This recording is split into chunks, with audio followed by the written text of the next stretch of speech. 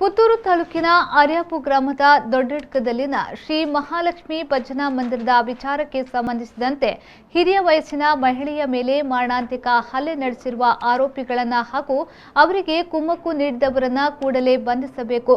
ಇಲ್ಲದಿದ್ದಲ್ಲಿ ತಾಲೂಕು ಮತ್ತು ಜಿಲ್ಲಾ ಮಟ್ಟದಲ್ಲಿ ಹೋರಾಟ ನಡೆಸಲಾಗುವುದೆಂದು ವಿಶ್ವಕರ್ಮ ಯುವ ಮಿಲನ್ನ ಸ್ಥಾಪಕ ಅಧ್ಯಕ್ಷ ವಿಕ್ರಮಯ್ಯ ಆಚಾರ್ಯ ಎಚ್ಚರಿಸಿದ್ದಾರೆ. ಅವರು ಪುತ್ತೂರು ಪ್ರೆಸ್ ಕ್ಲಬ್ನಲ್ಲಿ ಸುದ್ದಿಗೋಷ್ಠಿ ನಡೆಸಿ ಮಾತನಾಡಿ, ಹಿರಿಯ ಮಹಿಳೆಗೆ ಈ ರೀತಿಯಾಗಿ ಮಾರಣಾಂತಿಕ ಹಲ್ಲೆ ನಡೆಸಿರುವುದು ಖಂಡನೀಯವಾಗಿದೆ. ವಿಶ್ವಕರ್ಮ ಸಮಾಜದವರಿಗೆ ನಿರಂತರ ಅನ್ಯಾಯ ನಿಂದನೆಯಾಗುತ್ತಿದ್ದರೂ ನಮ್ಮ ಸಮಸ್ಯೆಗೆ ಸ್ಪಂದಿಸಲು ಯಾರೂ ಮುಂದೆ ಬರುತ್ತಿಲ್ಲ.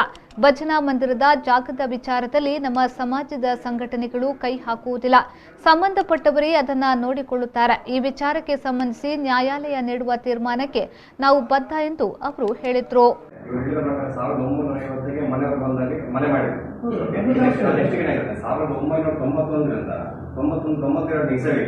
ಇವರೇನು ಮಾಡಿದ್ರೆ ಜಾಗ ರೆಕಾರ್ಡ್ ಮಾಡ್ಲಿಕ್ಕೆ ಇವರು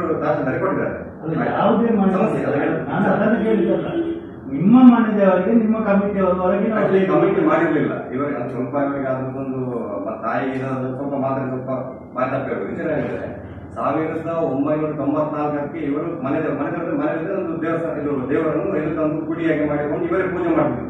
ಒಂದು 2-3 ವರ್ಷ ಅಲ್ಲೇ ಮಾಡ್ತಾರೆ. ಮತ್ತೆ ಏನಾಗಿದೆ, ಅಕ್ಕಪಕ್ಕದ ಮನೆಯವರಿಗೆ ಶೇಷ ಮನೆ ಹೇಳೋ ವ್ಯಕ್ತಿ ಅವ್ರಿಗೆ ಮಾಡಿದ್ರೆ ಇದು ಜಾಗ ಅಲ್ಲಿ ಜಾಗ ದೊಡ್ಡದಿದೆ, ಈ ಜಾಗವನ್ನು ಎಕ್ವೈರ್ ಮಾಡ್ಬೇಕಂತ ಉದ್ದೇಶದಿಂದ ಈ ರಿಜಿಸ್ಟ್ರೇಷನ್ ಮಾಡುವಾಗ ಸಹ ಅಲ್ಲಿ ಸಮಸ್ಯೆ ಮಾಡಿದ್ರು. ಮತ್ತೆ ಯಾವುದು ಗುಡಿಯನ್ನು ಮಾಡುವಾಗ ಇದನ್ನ ಇವರು ಎಕ್ವೈರ್ ಮಾಡ್ಬೇಕಂತ ಹೇಳಿಕೊಂಡು ಇವರು ಅಲ್ಲಿ ಬಂದು ಸ್ವಲ್ಪ ಒಳ್ಳೆಯ ಮಾತಾಡಿಕೊಂಡು ಸೇರಿಕೊಂಡೆಲ್ಲ ಒಳಗೆ ಬಂದು ಮತ್ತೆ ಇವರಿಗೆ ಬೇಕಿದ್ದಾಗಿ ಕಮಿಟಿ ಮಾಡಿದ್ರು. ಅಲ್ಲ ತಂದೆಯನ್ನು ಒತ್ತಡ ಹಾಕಿದ್ರು. ಈಗ ಒಬ್ಬರಿಗೆ ಒತ್ತಡ ಆಗಬೇಕು, ಪ್ರಾಯದಲ್ಲಿ ಒತ್ತಡ ಆಗುವಾಗ ಅವ್ರು ಏನ್ ಹೇಳ್ತಾರೆ, ಅವರಿಗೆ ಮಾತಾಡ್ಲಿಕ್ಕೆ ಆಗುದಿಲ್ಲ, ಅವ್ರಿಗೆ ಅದ್ರ ಬಗ್ಗೆ ಚರ್ಚೆ ಗೊತ್ತಿರುದಿಲ್ಲ. ಆಗ ಅವ್ರೇನ್ ಮಾಡ್ತಾರೆ, ಅವ್ರು ಹೇಳೋದು ಹೋಗ್ಬೇಕಾಗಿಲ್ಲ. ಲಾಸ್ಟ್ ಕೊನೆ ಹಂತದಲ್ಲಿ ಏನು ಮಾಡ್ಲಿಕ್ಕೆ ಆಗುದಿಲ್ಲ, ನಾನು ಸಾಯುತ್ತಿದ್ದೇವೆ ಅಂತ ಹೇಳುವಾಗ ವ್ಯಕ್ತಿ ಏನ್ ಮಾಡ್ತಾರೆ ಅಂದ್ರೆ ಒತ್ತಡ ಆಗಿದೆ. ಅಷ್ಟು ಒತ್ತಡ ಇದೆ ಅವರಿಗೆ. ಅವ್ರು ಅಷ್ಟು ಒತ್ತಡದ ಕಾರಣ ಮಾತ್ರ ಲಾಸ್ಟ್ ಒಪ್ಪಿದ್ರು ಏನ್ ಮಾಡಿದ್ರು, ಇವರಿಗೆ ಬೇಕಿದ್ದಾಗೆ ಈಗ ನಿಮಗೆ ನನ್ನ ಪ್ರಕಾರ ಇದರ ಬಗ್ಗೆ ಹಿಂದಿನವಾಗಿ ಮಾಹಿತಿ ಕೊಟ್ಟಿದ್ದಾರೆ. ಅಂದ್ರೆ ಡಾಕ್ಯುಮೆಂಟ್ ಎಲ್ಲ ಹಿಂದಿನ ಕಮ್ಮಿಯಾರು ಆ ಸಮಿತಿ ಮಾಡಿದ್ರು, ಮಹಾಲಕ್ಷ್ಮಿ ಸಮಿತಿ ಮಾಡಿರೋರು ಅಂತ. ನಮಗೆ ನಿಜವಾಗಿ ನಾನೊಂದು ಸಂಘದ ಪರವಾಗಿ ಮಾತಾಡೋದು ವ್ಯಕ್ತಿ. ಹಾಗೆ ಅವರು ಕಮಿಟಿ ಕೊಟ್ಟಿರುವಾಗ ಆ ಲೆಟರ್ ನಿಮಗೆ ದಾಖಲಾತಿ ಯಾವುದು ಒರಿಜಿನಲ್ ಆಗಿದೆ.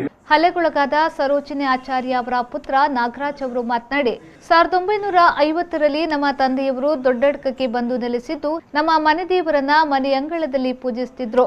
ಈ ನಡುವೆ 1994ರಲ್ಲಿ ತನ್ನ ತಂದೆ ಕೊಗ್ಗು ಆಚಾರ್ಯ ಅವರೇ ಗೌರವಾಧ್ಯಕ್ಷರಾಗಿದ್ದುಕೊಂಡು ಊರಿನವರನ್ನ ಸೇರಿಸಿಕೊಂಡು ಭಜನಾ ಮಂದಿರ ನಿರ್ಮಿಸಿದ್ದು, 1996ರಲ್ಲಿ ಈ ಭಜನಾ ಮಂದಿರವನ್ನೊಳಗೊಂಡು ಒಟ್ಟು 1.65 ಎಕರೆ ಜಾಗ ಅವರ ಹೆಸರಿಗೆ ಅಕ್ರಮ ಸಕ್ರಮದಡಿ ಮಂಜೂರುಗೊಂಡಿತ್ತು. ನಮ್ಮ ಜಾಗದಲ್ಲಿರುವ ಭಜನಾ ಮಂದಿರ ಊರಿಗೆ ಸೇರಿದ್ದಲ್ಲ. ಆದರೆ ಇದೀಗ ಊರಿನ ಕೆಲವರು ಸೇರಿಕೊಂಡು ಈ ರೀತಿಯ ತಗಾದೆ ಆರಂಭಿಸಿದ್ದಾರೆ ಎಂದು ಹೇಳಿದರು. 1950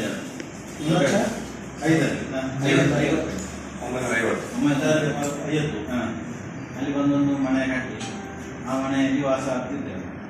ಆ ಮನೆಯಲ್ಲಿ ನಾವು ಮನೆ ದೇವರು ಭಜನೆ ಮಾಡ್ತಾ ಇದ್ದೇವೆ. ನಮ್ಮ ಅಂಗಳದಲ್ಲಿ ಭಜನೆ ಮಾಡ್ತಾ ಇರುವಾಗ ನಾವು ನಮ್ಮ ಜಾಗದಲ್ಲಿ ಮೇಲ್ಗಡೆ ಜಾಗ ಉಂಟು. ಅಲ್ಲಿ ಹೋಗಿ 1994ರಲ್ಲಿ ಭಜನೆ ಮಂದಿರ ಕಟ್ತಾರೆ. 1994ರಲ್ಲಿ ಕಟ್ಟಿ ಅದಕ್ಕಿಂತ ಮೊದಲು 1991-92ರಲ್ಲಿ ತಂದೆ ರೆಕಾರ್ಡಿಗೆ ಕೊಟ್ಟಿದ್ರು. ರೆಕಾರ್ಡಿಗೆ ಕೊಟ್ಟು ಅದನ್ನು ಏನು ಬರುವುದಿಲ್ಲ ಅಂತೇಳಿ ನೋಡುವಾಗ ಈ ಶೇಷಪ್ಪ ನಾಯಕ ಅಂತೇಳಿ ಅದಕ್ಕೆ ತಡೆ ಅಂತೇಳಿ ಮಾಡ್ತಾರೆ. ಲಾಸ್ಟಿಗೆ 96ರಲ್ಲಿ ಬಂತು ರೆಕಾರ್ಡ್ ಆಗಿ 1 ಎಕರೆ 65 ಸೆಂಟ್ಸ್ ಜಾಗ. ಆ ನಂತರ ಸಾಧಾರಣ ಗುಡಿ ಕಟ್ಟಿಯಲ್ಲಿ 5-6 ವರ್ಷ ಏನು ಮಾಡ್ತಾ ಇದ್ದೇವೆ ಭಜನೆ. ಭಜನಾ ಮಂದಿರ ತಂದೆಯ ಕಟ್ಟಿದ್ದು ಭಜನಾ ಮಂದಿರ.